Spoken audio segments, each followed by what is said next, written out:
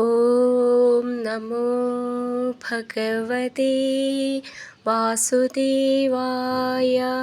ഹരിമുരളീരവത്തിലേക്ക് എല്ലാവർക്കും സ്വാഗതം. നാരായണായ നമ നാരായണായ നമ നാരായണായ നമ നാരായണ നാരായണായ നമ നാരായണായ നമ നാരായണായ നമ നാരായണ. ഇന്ന് നമുക്ക് 9ഉം 10ഉം ശ്ലോകങ്ങൾ പഠിക്കാം. ശ്രീമന് നാരായണീയം ദശകം 46. കൃഷ്ണന്റെ വായിൽ യശോദ ലോകം മുഴുവൻ കണ്ട കഥ. ശ്ലോകം 9. വികസത് ഭുവനേ മുഖോദരേ നനു ഭൂയോപി തഥാ വിധാനന അനയാ സ്ഫുടമീക്ഷിതോ ഭവാനനവസ്ഥാം ജഗദാംബദാതനോത്. നമുക്ക് ഈ ശ്ലോകം എങ്ങനെ ചൊല്ലാമെന്നും അത് പിരിച്ചിട്ട് അതിൻ്റെ അർത്ഥവും നോക്കാം. വികസത് ഭുവനേ മുഖോദരേ നനു ഭൂയ അപി ചേർത്തിട്ട് ഭൂയോപി തഥാവിധാനന അവിടെ വിസർഗം അനയ സ്ഫുടം ഈക്ഷിതോ ഭവാൻ അനവസ്ഥാം ജഗതാം ബദാതനോത്. നമുക്കിതിലെ വാക്കുകളുടെ അർത്ഥം നോക്കാം.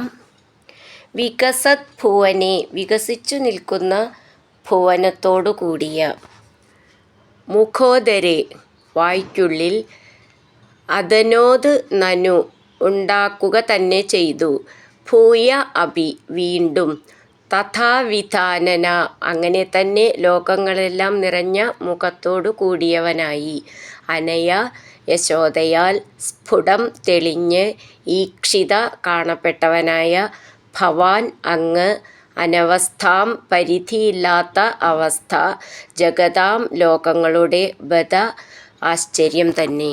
നമുക്കിതിലെ അക്ഷരങ്ങൾ ഒന്ന് നോക്കാം.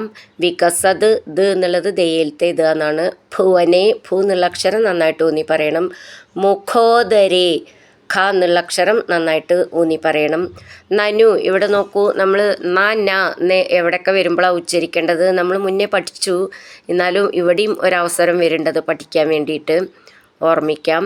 ന ഒരു വാക്കിൻ്റെ എപ്പോഴും ഫസ്റ്റിൽ ഈ അക്ഷരം വരുമ്പോൾ നമ്മളത് നാന്ന് ഉച്ചരിക്കണം. അടുത്തടുത്ത് വരുന്നതൊക്കെ നാന്നും ഉച്ചരിക്കണം.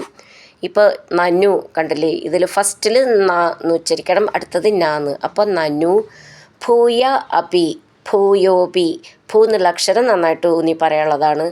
തഥാ വിധാനന അവിടെ വിസർഗം, അപ്പോൾ വിസർഗം പറയണം. തഥാ ഥ എന്നുള്ള അക്ഷരം നന്നായിട്ട് ഊന്നി പറയണം.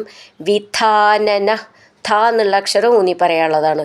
ഇവിടെയും നോക്കി നോക്കൂ, ഫസ്റ്റിലേ അല്ല, അപ്പോൾ അത് രണ്ടും എന്നാണ് വരുന്നത്. ആദ്യം വരുമ്പോഴാണ് നമ്മൾ നാന്ന് ഉച്ചരിക്കേണ്ടത് ഒരു വാക്കിൻ്റെ.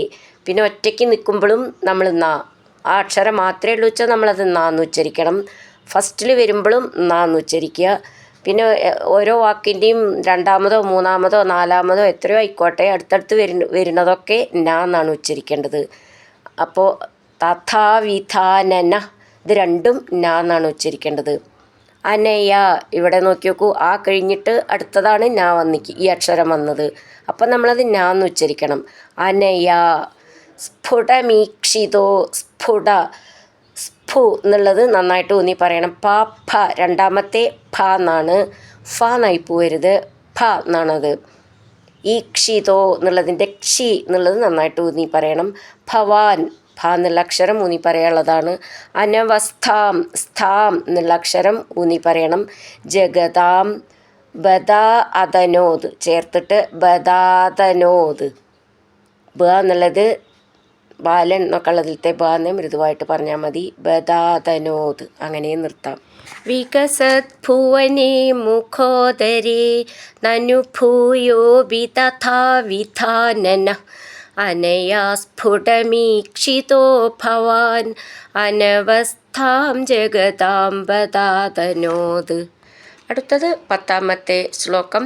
ധൃതതത്വധിയം തദാക്ഷണം ജനനീം താം പ്രണയേന മോഹയൻ സ്തനമംബദിശേത്യുപാസജൻ ഭഗവന്നദ്ഭുതപാലപാഹി മാം. ഈ ശ്ലോകം എങ്ങനെ ചൊല്ലാമെന്നും അത് പിരിച്ചിട്ട് അതിൻ്റെ അർത്ഥവും നോക്കാം. ധൃത തത്വധിയം തദ ക്ഷണം ജനനീം താം പ്രണയേന മോഹയൻ സ്തനം അംബ ദിശേത്യുപാസജൻ ഭഗവൻ അദ്ഭുത ബാല പാഹിമാം. നമുക്കിതിലെ വാക്കുകളുടെ അർത്ഥം നോക്കാം. ധൃതതത്വധിയം തത്വബുദ്ധിയുണ്ടായവളായ തഥ അപ്പോൾ ക്ഷണം അല്പസമയം ജനനീം അമ്മയെ താം ആ പ്രണയേന സ്നേഹം കൊണ്ട് മോഹയൻ മോഹിപ്പിക്കുന്നവനായി സ്തനം മുല അംബ അല്ലയോ അമ്മേ ദിശ തന്നാലും ഇതി എന്ന് കൊഞ്ചി പറഞ്ഞുകൊണ്ട് ഉപാസജൻ അമ്മയുടെ അടുക്കൽ ചെന്നു പറ്റുന്ന ഭഗവൻ ഭഗവാനെ അദ്ഭുതബാല അദ്ഭുതബാലനായ മാം എന്നെ പാഹി പാലിച്ചാലും. നമുക്കിതിലെ അക്ഷരങ്ങൾ നോക്കാം. ധൃത ധൃ എന്നുള്ള അക്ഷരം നന്നായിട്ട് ഊന്നി പറയാനുള്ളതാണ്. തത്വധിയം ധി എന്നുള്ള അക്ഷരം ഊന്നി പറയണം. തത് ദ എന്നുള്ളത് ദയിലത്തെ. ക്ഷണം ക്ഷ എന്നുള്ള അക്ഷരം നന്നായിട്ട് ഊന്നി പറയണം. ജനനീം താം പ്രണയേന മോഹയൻ സ്തനമംബ ബ എന്നുള്ളത് ബാൽ എന്നൊക്കെ ഉള്ളതിൻ്റെ സ്തനമംബ സ്തന എന്നുള്ളതിൻ്റെ സ്ഥാന്ന് ഒട്ടും ഊന്നണ്ട. ദിശേത്യുപാസജൻ ഭഗവൻ അദ്ഭുതപാല ഭഗവൻ എന്നുള്ളതിൻ്റെ ഭാന്നും അദ്ഭുത എന്നുള്ളതിൻ്റെ ഭൂന്നും നന്നായിട്ട് ഊന്നി പറയണം. പാഹി മാം മാം എന്ന് നീട്ടിയിട്ട് മുറുക്കം അങ്ങനെ നിർത്താം. ഹരിനാരായണ ഗോവിന്ദ ജയനാരായണ ഗോവിന്ദ ഹരിനാരായണ ജയനാരായണ ഗോവിന്ദ ഗോവിന്ദ ഗോവിന്ദ.